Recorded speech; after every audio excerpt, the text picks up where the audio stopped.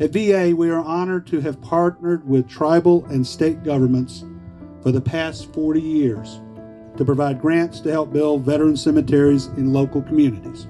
Since 1978, we've helped our partners by providing over $766 million in grants to establish veteran cemeteries. But we're not done yet, and we're going to continue that partnership. That 38,000 would not have had convenient access, as we define it in VA, if it were not for the Veteran Cemetery Grants Program and that commitment of states and tribal governments.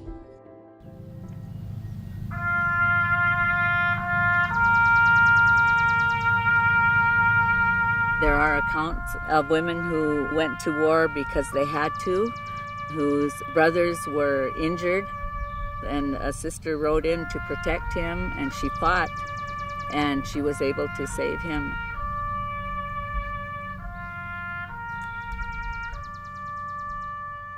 It was just such a feeling of pride, even though it was sadness that we were bringing our mother to her final resting place. And even though I had her all these years, it's still hard. It's still hard. I was real emotional, and I never thought funerals were beautiful, but I felt that that was the most beautiful service I'd ever been to. The wind was blowing just like it is today. Up here, there's always a wind that just wraps you up, that just holds you tight. The day of Ronnie's funeral, it was a very beautiful day. Ronnie being at the Veteran Cemetery, I know that his headstone is taken care of. The grounds all around him is being taken care of. And that has helped a lot with the healing because it's a comfort. Our main partner in constructing a facility like this is our partnership with the National Cemetery Administration, and specifically the Veteran Cemetery Grants Program. If it wasn't for that partnership that makes a project like this possible, states probably wouldn't build as many of these facilities as they do. The role of the national cemeteries and our location being a state cemetery is really a true partnership role. This cemetery serves a great number of those veterans that may have not otherwise chosen a national or state cemetery just because it was too far away from their community. In order for the cemetery to come to fruition, it took power in numbers.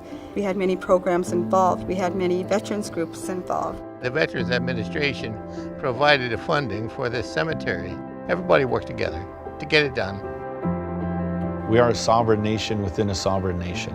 Some of my great-grandfathers felt that that covenant of that treaty bonded us to also protect this country. And before we were considered U.S. citizens, some of my great-grandfathers fought in World War I. Having that commonality of serving this country, the cemetery is a testament of the U.S. government, tribal governments wanting to work together.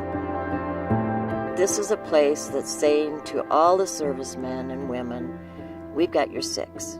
When you need us, we're here. I'm lucky. My husband, of 48 years, came home for supper every single night.